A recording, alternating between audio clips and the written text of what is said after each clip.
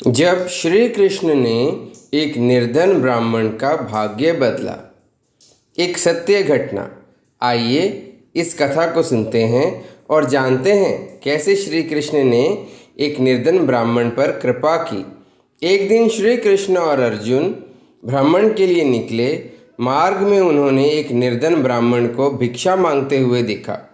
अर्जुन को उस पर दया आ गई और उसने स्वर्ण मुद्राओं से भरी एक थैली ब्राह्मण को दे दी, जिसे देखकर ब्राह्मण बहुत प्रसन्न हुआ और खुशी खुशी अपने भविष्य के सुनहरे सपने देखते हुए अपने घर को लौट गया।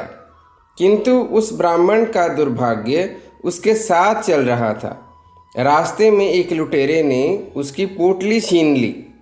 वह बहुत दुखी हुआ और फिर से भिक्षा मांगने के कार्य में लग गया। अगले दिन जब अर्जुन की दृष्टि फिर से उस ब्राह्मण पर पड़ी तो उन्होंने ब्राह्मण से इसका कारण पूछा। ब्राह्मण ने सारा विवरण अर्जुन को बता दिया। ब्राह्मण की व्यथा सुनकर अर्जुन को फिर से उस पर दया आ गई और इस बार उन्होंने ब्राह्मण को एक मूल्यवान माणिक दे दिया। ब्राह्मण उस माणिक को लेकर अपने घर पहुंचा। उसके घर में एक पुराना घड़ा था जो काफ़ी समय से प्रयोग में नहीं था। उसने उस माणिक को उस घड़े में छिपा दिया ताकि कोई उसे चुरा ना ले। किंतु उसका दुर्भाग्य, दिन भर थका हारा होने के कारण उसे नींद आ गई और वह सो गया। इसी बीच ब्राह्मण की पत्नी पानी लेने के लिए नदी पर चली गई, परंतु मार्ग में ही उसका घड़ा टूट गया। उसने सोचा, घर में जो पुराना घड़ा है मैं उसे ले आती हूँ। ऐसा विचार करके वह घर वापस आई और पुराना घड़ा लेकर जल भरने के लिए चली गई। जैसे ही उसने जल भरने के लिए घड़ा पानी में डाला तो वह माणिक घड़े से निकलकर पानी में बह गया। ब्राह्मण को जब इस बात का पता चला तो वह बहुत दुखी हुआ और फिर से भिक्षावृत्ति में लग गया। अर्जुन और श्री कृष्ण ने जब फिर से उस ब्राह्मण को दरिद्र अवस्था में देखा तो उससे इसका कारण पूछा। सारा वृत्तांत सुनकर अर्जुन को बहुत निराशा हुई और मन ही मन अर्जुन सोचने लगे कि अभागे ब्राह्मण के जीवन में कभी सुख नहीं आ सकता। अब प्रभु की लीला आरंभ हुई। उन्होंने केवल 2 मुद्राएं ब्राह्मण को दान में दीं। तब अर्जुन ने श्री कृष्ण से पूछा कि प्रभु, मेरी दी हुई मुद्राएं और माणिक जब इसकी दरिद्रता नहीं मिटा सके तो आपकी 2 मुद्राओं से इसका क्या होगा। ये सुनकर प्रभु बस मुस्कुरा दिए और अर्जुन को उस ब्राह्मण के पीछे जाने के लिए कहा।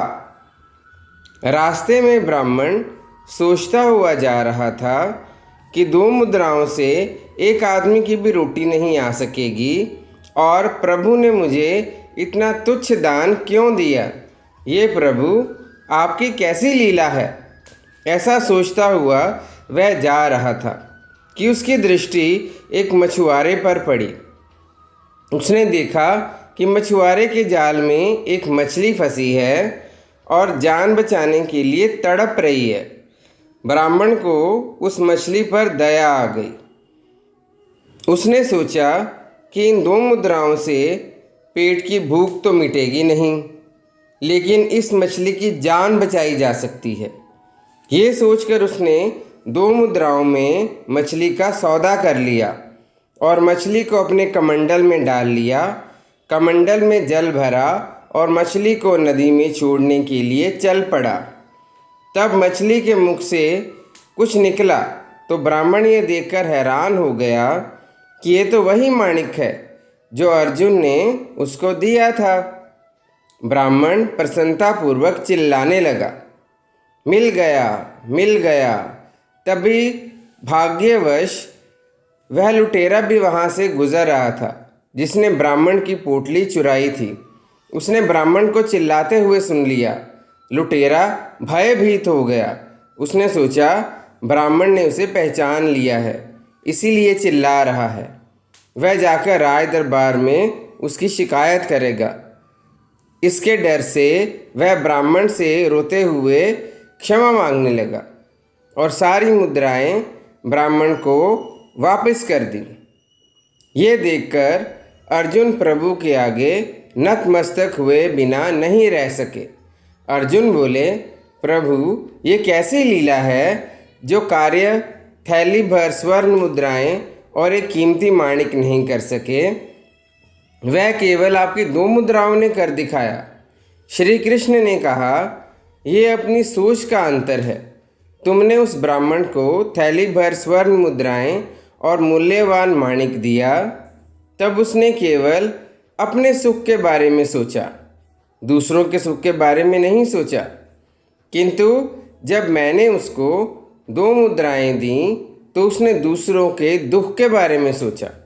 इसलिए हे अर्जुन, सत्य तो यह है कि जब आप दूसरों के विषय में सोचते हैं तब आप दूसरों का भला कर रहे होते हैं, आप ईश्वर का कार्य कर रहे होते हैं और तब ईश्वर आपके साथ होता है। जब आप दूसरों के दुख के बारे में सोचते हो और उनका भला करने का सोचते हो। इस कहानी में श्री कृष्ण हमें ये शिक्षा दे रहे हैं कि यदि हम केवल अपने बारे में ही सोचते रहते हैं तो हम स्वार्थी कहलाते हैं।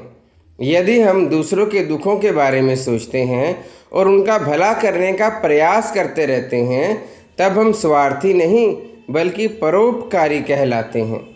और भगवान श्री कृष्ण को परोपकारी लोग प्रिय हैं और भगवान हमेशा परोपकारी लोगों के साथ होते हैं, उनका हमेशा साथ देते रहते हैं और समय आने पर उनका भाग्य भी बदल देते हैं और अंत में उन्हें स्वर्ग में वास मिलता है और वो भगवान की सेवा का उन्हें अवसर मिलता है।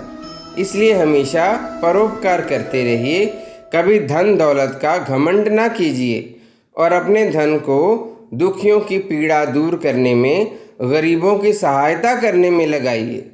इससे भगवान बहुत प्रसन्न होते हैं। जय श्री कृष्ण। राधे राधे। सबका कल्याण हो।